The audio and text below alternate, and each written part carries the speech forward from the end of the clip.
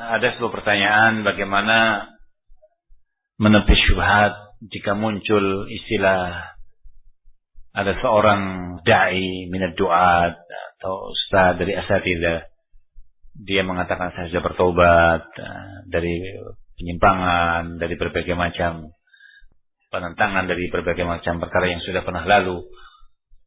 Terus orang mengatakan kembalikan haknya, kan begitu ya. Artinya apa? Ustazkan lagi, kan begitu. Kita mendengar tentang kisah-kisah di zaman dahulu, di mana ada yang mendengar tentang kisah apa? Subair bin Azal, Al-Muradi.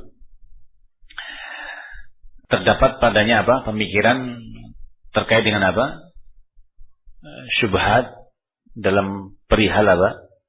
Pengambilan, barakallahu fikum, terkait dengan apa? Mutasyabih, ayat-ayat yang mutasyabih. Lalu Umar bin Khattab memberikan obat dengan cara apa?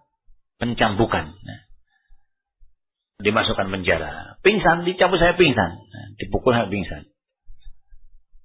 Setelah itu keluar lagi, sudah sadar, maju lagi kepada Umar.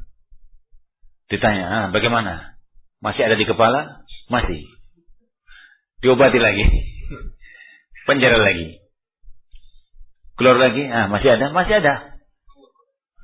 Kasih lagi, kan begitu ya. Sampai betul-betul sudah hilang.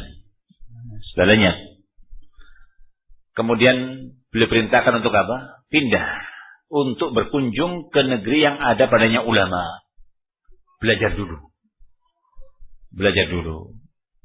Kata Subair, bahwa pengobatan Umar atas syubhat yang pernah bercokol itu memberi manfaat kepadaku hingga aku tidak keluar, yaitu menentang bersama orang-orang Khawarij. Lihat bagaimana para ulama dalam hal menyembuhkan tentang syubhat yang pernah bercokol pada seseorang. Fabarakallahu fikum, kalau ada istilah, ada seorang ustaz, kemudian terjadi penyimpangan-penyimpangan, lalu orang mengatakan, kembalikan haknya, ustazkan dia. Barakallahu fikum, perhatikan ya akhi. Seandainya mungkin dia menjadi seorang yang thalabul ilmi terlebih dahulu, nampak tentang statementnya, nampak tentang pendapatnya, nampak mauqifnya, barakallahu fikum, satu saat kalau Allah mengizinkan, Allah menghendaki, akan apa? Akan diustazkan lagi. Jangan terburu-buru, barakallahu fikum.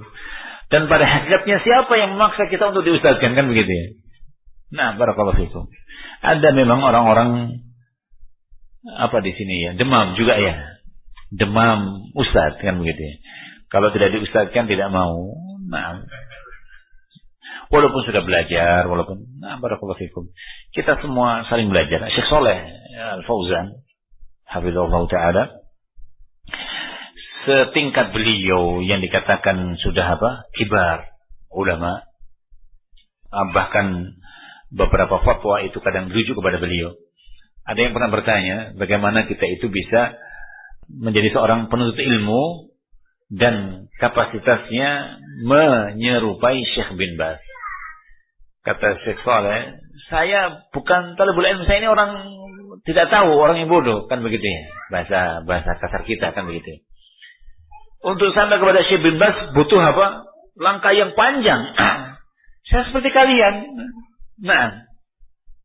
Orang yang juga baru belajar, sama-sama untuk belajar. Coba seandainya itu ditanyakan kepada kita. Ditanyakan kepada kita. Misal ya, Ustaz, bagaimana kita itu supaya menjadi seorang thalabul ilm, terus tingkatannya nanti bisa gampang itu. Hafalkan ini, hafalkan itu. Ilmu saya sudah sebanding dengan fulan-fulan, kan begitu ya. Lihat tawadhu'nya para ulama, kan begitu.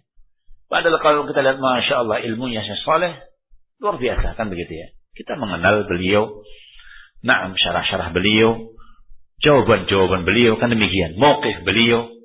Tapi ketika ditanya tentang bagaimana untuk menjadi seorang thalibul ilm, bagaimana untuk kemudian melangkah ilmunya sampai menyerupai Syekh bin Baz, terjadi tawadhu yang luar biasa. Terjadi tawadhu yang luar biasa. Barakallahu fikum. Dan itu bukan dibuat-buat, artinya untuk bergaya, bukan. Jujur untuk seperti itu beliau katakan. Oleh karenanya Umar mengatakan, Man qala ana alamun nas wa huwa ajhlun nas. Siapa yang mengatakan saya orang yang paling berilmu, saya orang yang paling tahu, saya yang paling luas ilmunya, dia orang yang paling bodoh di muka bumi ini. Nah, barakallahu fikum.